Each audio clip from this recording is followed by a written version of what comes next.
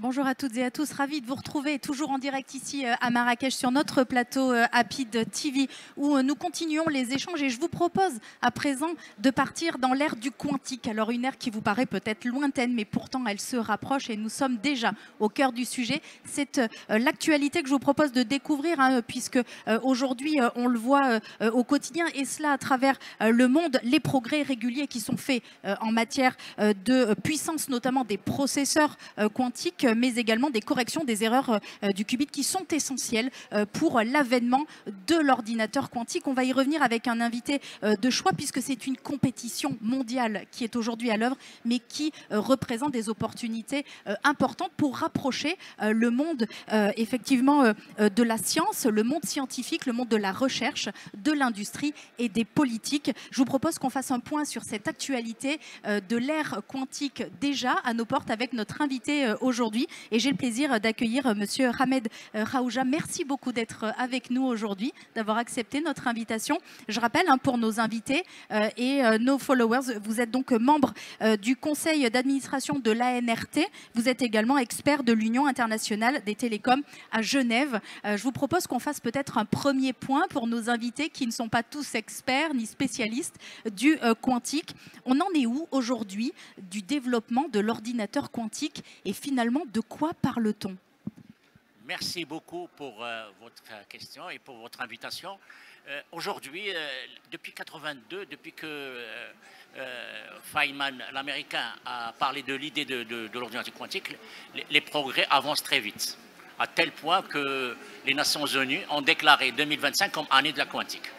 Bien sûr, il faut dire que déjà la quantique est présente dans notre quotidien, dans la FTTH, dans les IRM, dans le GPRS. Nous avons de la quantique. Et comme vous le savez très bien aussi, aujourd'hui, la crypto quantique est déjà commercialisée, le protocole BB84. Donc, aujourd'hui, la quantique avance. Bien sûr, comme vous venez de le dire, il y a des défis encore à résoudre, notamment la correction des erreurs et la décohérence. C'est-à-dire qu'il faut maintenir l'état quantique le plus lent possible pour permettre au calcul de relais dans les bonnes conditions. Bien sûr, les recherches se font sur cet aspect, surtout qu'on est à l'ère de l'intelligence artificielle, on est dans le temps de l'intelligence artificielle, et l'intelligence artificielle aura certainement besoin de la quantique, mais elle ne peut pas aujourd'hui fonctionner normalement parce qu'on ne peut pas justement transmettre les qubits à distance par, comme vous venez de le dire, le manque de système de correction des erreurs comme dans l'ordinateur classique. On le voit à travers le monde, il y a de nombreux pays qui investissent massivement dans le quantique. C'est effectivement une compétition, je le disais, mondiale. Comment se positionne aujourd'hui le continent africain dans cette conquête du quantique et en particulier le Maroc? Alors, vous avez raison, je donne un chiffre. L'Europe mobilise 4,7 milliards de dollars jusqu'à 2027 dans le domaine de l'informatique quantique. Alors, au Maroc, pour rien vous cacher, il n'y a que les universités scientifiques et les écoles d'ingénieurs qui s'y intéressent. Je pense la même chose en Afrique. Mais les plans quantiques n'existent pas encore dans notre continent. Je pense que le temps peut-être est venu pour peut-être faire des plans pour justement avoir de la visibilité sur la quantique. Mais moi, je suis très content que les scientifiques, moi j'ai assisté à un mémoire sur les portes quantiques à Kinitra. Donc, pour vous dire, les facultés des sciences s'y intéressent beaucoup. Et bien sûr, aujourd'hui, les recherches sur la quantique, bien sûr, sont dominées par la Chine, les États-Unis et les pays européens. Il y a certains pays qui émergent et qui font des choses extraordinaires, comme l'Autriche, l'Institut de Vienne. Ils ont, grâce au prix Nobel Anton Zeilinger, ils ont pu réaliser l'intrication, l'expérience d'intrication sur 144 km entre Las Palmas et Tenerife. Et donc, c'est vrai, on peut faire des plans et des recherches sur la quantique, ça ne nécessite pas beaucoup d'investissement. Lorsque vous parlez de cette intrication aux Canaries, c'est donc l'une des innovations qui sont faites. Il y a eu d'autres intrications avec des elongations très fortes qui ont été aussi réalisées précédemment. Qu'est-ce que cela peut augurer pour la suite? Pourquoi c'est important et quels pourraient être les impacts de ces intrications réussies? Bonne question. Dans le futur, certainement, ça me rappelle l'intrication par exemple des photons, ça me rappelle le début de la radio, au début du siècle dernier. On faisait des expériences avec beaucoup d'expériences au début. Même la notion de start-up est née avec la radio. Les gens ne le savent pas. Les start-up sont nées au début du 19e siècle avec la radio. Quand on commence à parler de la radio, aujourd'hui, on parle d'intrication. Alors, l'intrication de photos, certainement, elle aura des conséquences sur le télécom. Qui sait que demain, peut-être, l'intrication de photons va nous empêcher d'utiliser les fréquences. Donc, on va passer sur des photons. Je rappelle, l'intrication, c'est que des particules comme les photons se comportent de la même manière, même à grande distance. Surtout s'ils sont issus de la même source. Donc, quand on a un photon qui se comporte de la même manière à grande distance, on peut l'utiliser comme objet de communication informatique. Alors évidemment, on a envie de vous poser une question qui nous concerne toutes et tous. Est-ce que l'ordinateur quantique va remplacer l'ordinateur traditionnel que nous connaissons, que nous utilisons toutes et tous? Et si oui, à quel horizon? Bonne question aussi. Il faut dire qu'aujourd'hui, l'ordinateur quantique est réservé pour la recherche et pour la simulation de molécules pour faire des nouveaux médicaments. Il est aussi utilisé par le monde de la finance et du monde de la logistique.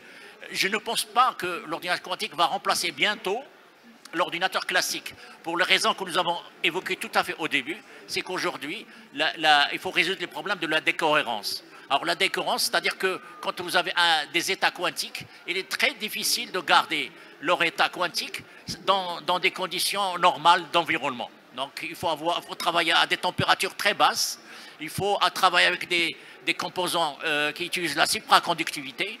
Donc pour le moment, on a ce problème de la décohérence qui pose problème. Et nous avons aussi un problème, comme on vient de le dire aussi tout à l'heure, c'est la correction des erreurs. Donc pour le moment, je pense que ces deux défis sont être objet de la recherche et on n'aura pas l'ordinateur quantique dans nos salons pour demain. Par contre, les grands laboratoires pharmaceutiques ou des banques peuvent se doter, d'ailleurs, et même la sécurité. Le ministère de la Défense en France a tissé des relations avec des startups comme Pascal pour justement développer des ordinateurs quantiques à base de photons notamment. Effectivement, et ce que vous soulignez à l'instant, on évoque le système, donc les données de santé, on évoque le domaine de la défense, de l'intérieur. Donc on voit que ce sont des domaines régaliens, stratégiques pour les États. Et donc là, il y a cette notion de sécurité qu'on ne peut pas occulter parce qu'on le sait, l'avènement de l'ordinateur quantique pourrait finalement mettre à mal l'ensemble des systèmes de chiffrement qui sont aujourd'hui disponibles, mis en place et qui protègent en fait les systèmes d'information. On sait qu'aujourd'hui, l'ordinateur quantique pourrait casser ces systèmes de sécurité de manière extrêmement rapide, en quelques secondes. Et donc c'est là aussi l'intérêt de se préparer dès aujourd'hui parce qu'il va falloir passer par des modèles hybrides pour accompagner l'ère actuelle, mais le passage au quantique. Et donc on voit bien que cela va nécessiter des années pour y parvenir. Donc pour être prêt au moment de l'avènement total du quantique, il faut se préparer maintenant. Et c'est là où intervient la crypto post-quantique. Très bonne question aussi. Vous avez raison. Les ordinateurs quantiques sont capables de casser tous les codes en quelques instants. Parce que c'est la puissance de calcul du quantique. Donc, y compris le RSA utilisé dans les banques. Donc, vous avez raison, d'où l'intérêt à ce que nos pays, comme le Maroc et nos pays en Afrique, s'intéressent pour le moment, pour se préparer justement à cette insécurité qui va arriver avec l'informatique quantique. Il paraît que certains hackers stockent déjà les codes. Dès que l'ordinateur quantique arrive, via cloud ou directement, ils vont se mettre au travail. Donc l'intérêt de nos pays en Afrique est important, vous avez entièrement raison, pour se préparer pour avoir des alternatives en ce qui concerne le chiffrement classique qui sera détruit par l'ordinateur quantique. Mais il faut dire que le cryptage quantique serait une solution extraordinaire parce que les hackers seront au chômage. Parce qu'on ne peut pas casser, à cause de l'intrication justement, on ne peut pas casser un code quantique facilement. Donc on ne peut même pas le casser. Donc l'ère de la quantique va rassurer les échanges électroniques, informatiques au niveau mondial. Mais en attendant, vous avez raison, il faut prendre des précautions pour éviter des catastrophes avec le déchiffrement de nos codes RSA ou codes de sécurité de la défense, comme vous venez de le dire, Madame Meloni. Merci beaucoup Ahmed Haouja, c'était un plaisir de vous avoir avec nous sur notre plateau et on l'a compris, hein, le tournant du quantique, c'est maintenant qu'il faut le prendre pour se préparer au futur, un futur qui sera, on l'espère évidemment, sur un numérique qui soit plus sûr, qui soit plus inclusif, qui soit aussi plus responsable. Merci beaucoup d'avoir été avec nous. Merci chère Mélanie. Et à bientôt. À très bientôt. Merci à vous, bien sûr, de nous avoir suivis. Je vous invite à rester connectés. Les débats continuent et on va revenir sur un sujet crucial, le rôle des femmes dans l'innovation numérique en Afrique. Merci beaucoup de nous avoir suivis. Restez connectés. Les plateaux en direct de Marrakech continuent.